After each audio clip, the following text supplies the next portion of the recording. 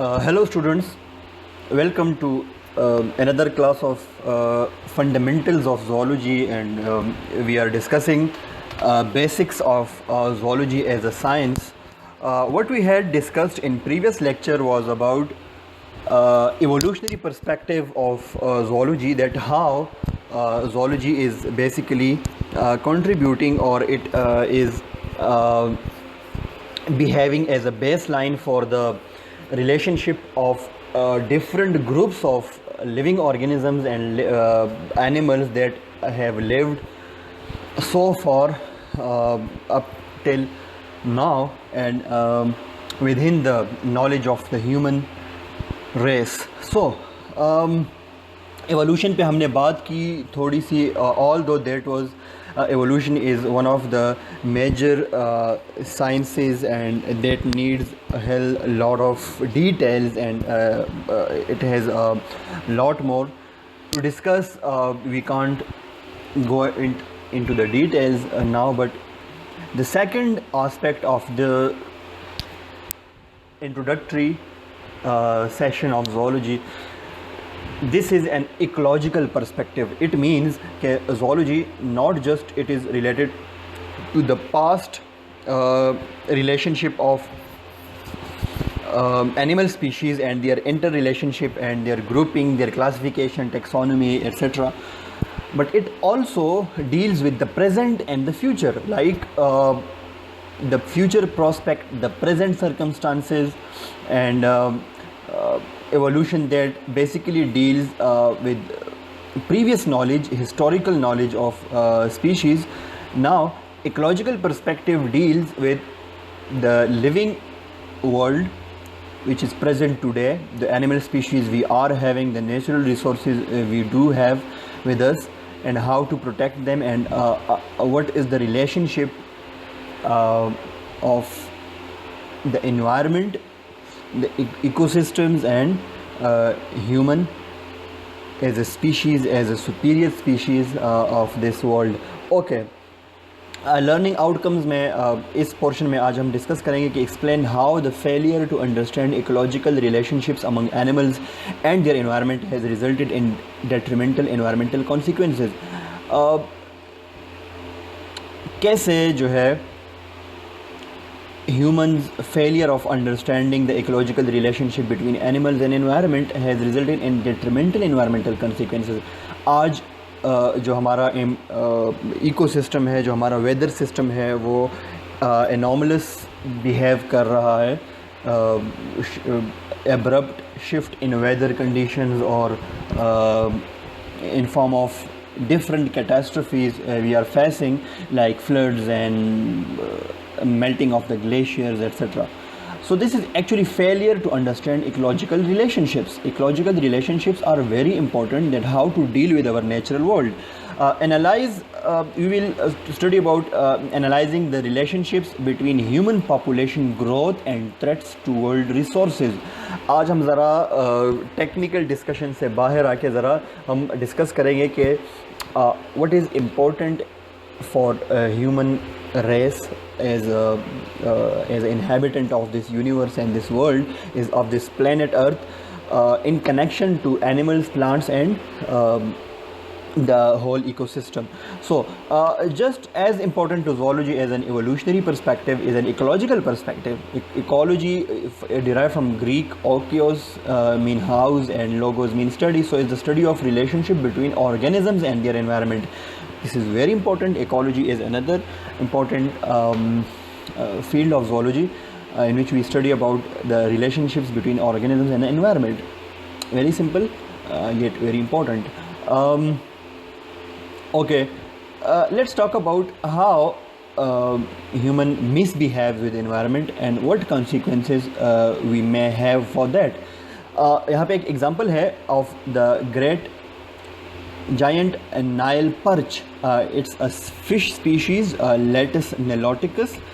In 1950s, it was introduced in Lake Victoria of Africa in attempt to increase the lake's fishery.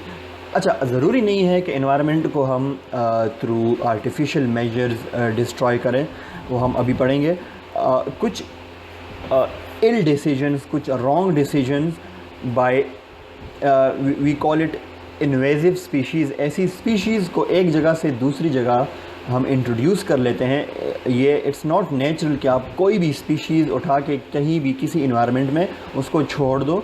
We call it invasive species. ऐसी species जो local species को destroy कर देती हैं and that collapse the whole environment. तो we call it ecological relationship, that every species has a particular connection to its environment. अगर हम उसको डिस्टर्ब करेंगे तो we will get negative results. अच्छा, ये स्पीशीज़ है एक यहाँ पे it is shown, this is a great Nile perch fish है ये एक। इस फ़िश को इंट्रोड्यूस किया गया लेक विक्टोरिया में and what it resulted, lake Victoria जैसे हमने पिछले टॉपिक में पढ़ा था कि अफ्रीकन सिक्लिड्स एक स्पीशीज़ है फ़िश की, तो उनकी पॉपुलेशन, अच्छा ये फ़िश प्रीडेट कर रही है, ये प्रीडेटर है उसकी, ये उस पर प्रीडेट करती है सिक्लिड्स पे, तो इसकी पॉपुलेशन 80% से 1% तक आ गई total fish biomass in the lake. So और 65% तक सिक्लिड स्पीशीज़ जो है they got extinct due to this huge predation by the giant Nile perch. As a result क्या हुआ कि cichlids are they feed on algae, they green algae पे वो feed करते हैं। ग्रीन प्लांट्स होते हैं अलजी, छोटे छोटे प्लांट्स होते हैं, आपको वाटर के अंदर जो ग्रीनरी नज़र आती है ये they are basically due to the presence of algae and there are certain fishes, herbivore fishes like cichlids that feed on that algae. तो जब उनकी पॉपुलेशन इतनी ज़्यादा कम हुई तो उस लेक के अंदर अलजी की ग्रोथ अनकंट्रोल्ड हो गई। अनकंट्रोल्ड ग्रोथ के रिज़ल्ट में क्या हुआ कि we call it eutrophication. Eutrophication हम इकोलॉजी में पढ़ते हैं, एक कंडीशन है जिसमें वाटर के अंदर एक्स्ट्रा अमाउंट में अलजी की ग्रोथ हो जाती है और उसके सरफेस पे वो अलगल ग्रोथ इतनी ज़्यादा हो जाती है कि उसमें लाइट अंदर नहीं जाती। जब लाइट अंदर नहीं जाती तो अंदर की जो फोटोसिंथेटिक लाइफ है वो डिस्ट्रॉय हो जाती है and also other factors related to it. तो इन शॉर्ट के इसके रिज़ल्ट में क्या हुआ कि नाइल पर्च की पॉपुलेशन इतनी ज़्यादा हुई कि उसने उसको फिर उसकी यूट्रोफिकेशन हुई। उसके रिज़ल्ट में जब सिक्लिड्स ख़त्म हो गए तो उससे वो लेक जो है उसकी इकोसिस्टम डिस्ट्रॉय हो गई और फिर उस नाइल पर्च की फ़्लैश इतनी ऑयली होती है कि उसके लिए जो लोकल हंटर्स थे उन्होंने डिफॉरेस्टेशन स्टार्ट की। उसको पकाने के लिए, उसको कुक करने के लिए एक्स्ट्रा वुड की ज़रूरत होती है because that has very excessive oily flash, और उसको ड्राई करने के लिए, उसको पकाने के लिए। So the resulting local deforestation resulted in the runoff of soil into the lake। जब जब डिफॉरेस्टेशन होती है तो रेन वाटर के साथ सॉइल जो है वो लेक्स में आता है और उसकी, जिसको हम रन ऑफ कहते हैं, and that lake was basically degraded. So a simple wrong decision, अब एक फ़िश को इंट्रोड्यूस करना is not that a big thing. Apparently आपको लगेगा कि इट्स ओके, आपने एक फ़िश इंट्रोड्यूस किया किसी जगह में, एक animal, but that can be a wrong decision. So you have to understand the environment, you have to understand the ecosystem.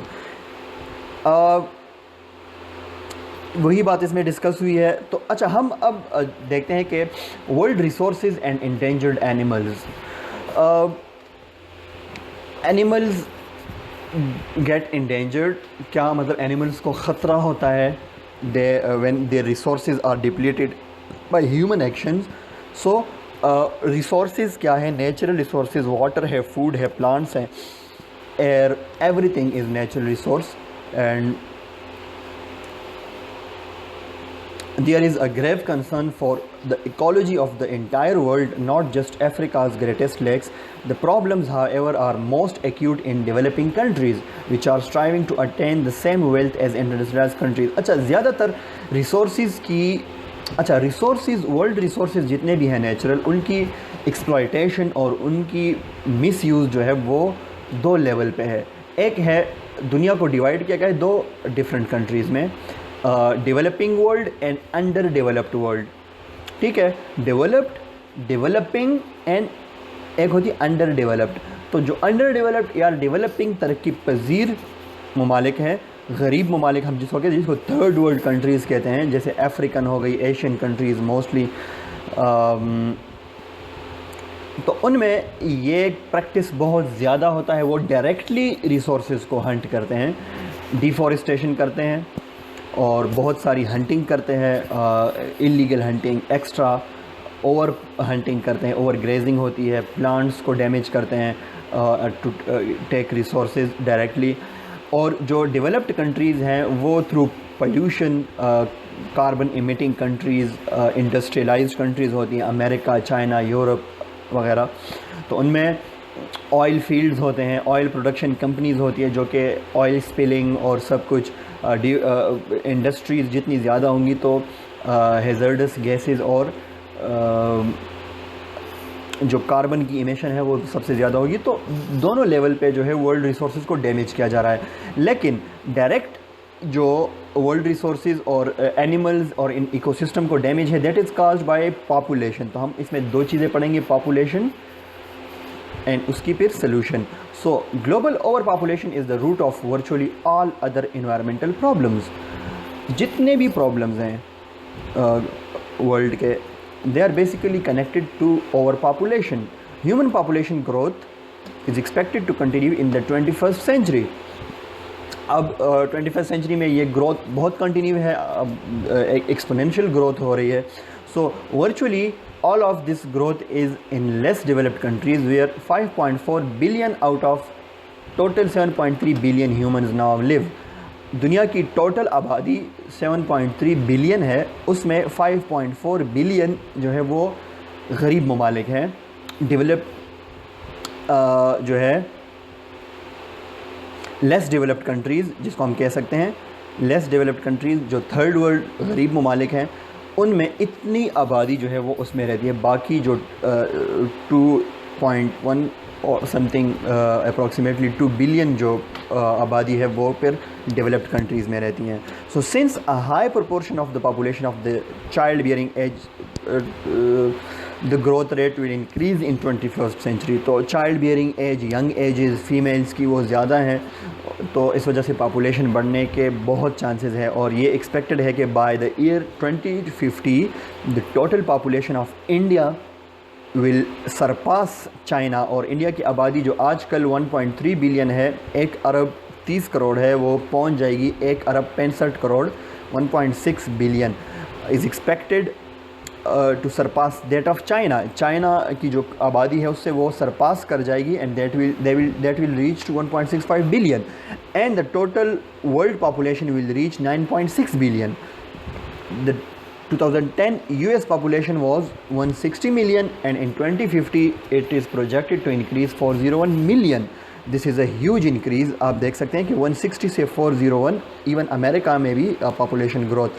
As the human population grows, the disparity between the wealthiest and poorest nations is likely to increase. वही बात है कि जब population ज़्यादा होती है तो गरीब और अमीर ममालिक के बीच में और कम्युनिटीज़ के बीच में फ़र्क मज़ीद बढ़ता जाएगा.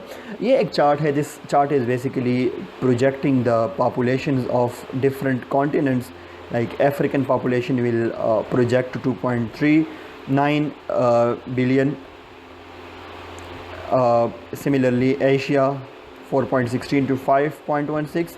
यूरोप की सेम रहेगी और कम हो सकती है, ठीक है, 0.60 to 0.78. Latin American and Caribbean and North American countries 0.35 to 0.45. This is a projected population.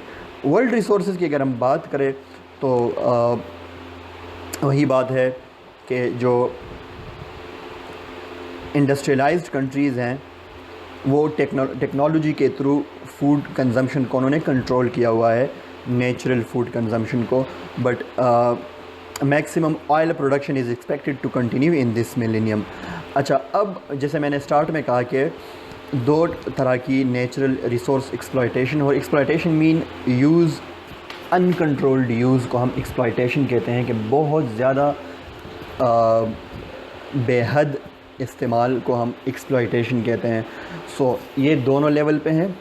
गरीब ममालिक में it is in the form of direct environmental damage, that is deforestation etc, and in developed industrialized countries, so the oil production अब ये जो है इस millennium में, जो मिलेनियम मीन 10,000 ईयर्स का जो स्पैन होता है उसको मिलेनियम कहते हैं। लाइक 2000 अभी 20 है तो ये 3000 तक जो टाइम है 1000 ईयर्स, इसमें ये प्रोडक्शन और भी ज़्यादा होगी।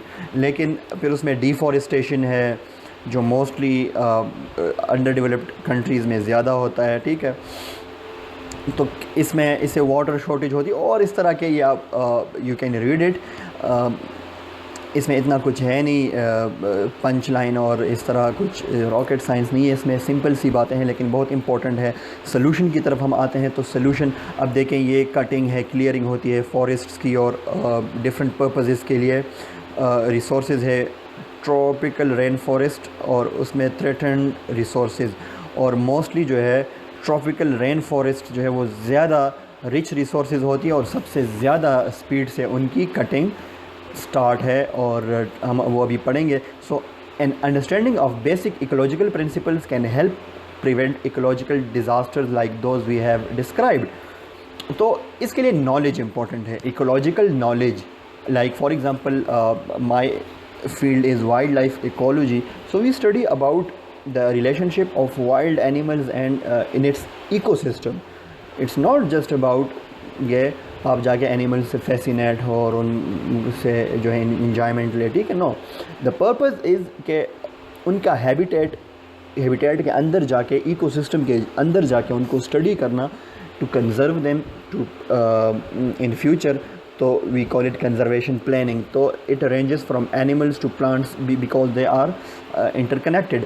Understanding how matter is cycled and recycled in nature, how populations grow, how organisms in our lakes and forests use energy is fundamental to preserving the environment. So we must work as a world community to prevent the spread of disease, famine and other forms of sufferings that accompany overpopulation. So मकसद ये है कि zoology is not just studying the structures of animals and behavior, and no, we study them in connection to our life, in connection to human life, its consequences, or saving our life, saving our environment, and most importantly the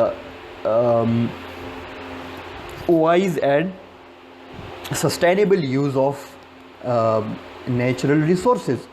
So to prevent the spread of diseases, अब जैसे आप COVID-19 की example ले ले, so it has a connection to wild animals and it arose from China, and but mostly viral diseases they are emergent from China and other countries. So we have to have knowledge of our environment. Wild animals को जितना हम ज़्यादा study करेंगे उतने ही हमें ज़्यादा उसका पता चलेगा, और तो we can spread the we can stop the spread of the disease.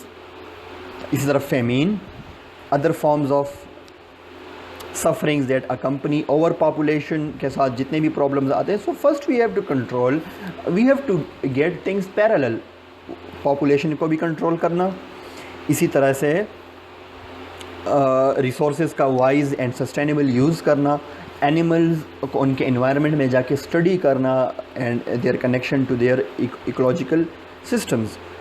Bold and imaginative steps towards improved social and economic conditions and better resource management are needed. So simple सी बातें हैं but they are very important. अच्छा, एक चीज़ है, extinction has been the fate of most plants and animal. इसके result में क्या होता है, इफ़ेक्ट क्या होता है एनिमल वर्ल्ड पे, लिविंग वर्ल्ड पे, दैट इज़ एक्सटिंक्शन. एक्सटिंक्शन वो प्रोसेस है जिसके रिज़ल्ट में एक स्पीशीज़ पूरी की पूरी एक एरिया से एक्सटिंक्ट हो जाती है, और कुछ एक कैटेगरी है, we call it extinct in the wild, कि पूरी दुनिया में कहीं पे भी वो नहीं पाई जाती, और जहाँ उनके हैबिटेट्स होते हैं वो डिस्ट्रॉय हो जाते हैं and they are now extinct. ठीक है, बहुत सारी ऐसी स्पीशीज़ हैं एनिमल्स की, प्लांट्स की, जो पहले मौजूद थे जो आजकल नहीं है. This is due to all these consequences of unwise and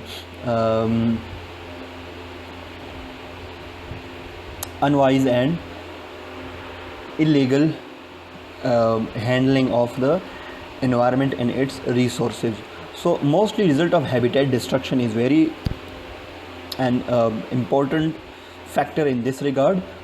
अच्छा, अगर हम यहाँ पे कुछ स्टैटिस्टिक्स पढ़ते हैं तो वो ये है कि tropical rain forests are one of the most threatened areas on the earth because they are rich in resources. हमने पहले पढ़ा. So 14% of the earth's land surface, it is estimated that once 14% of the earth was covered with tropical rain forests. इतना ज़्यादा ये फैला हुआ था.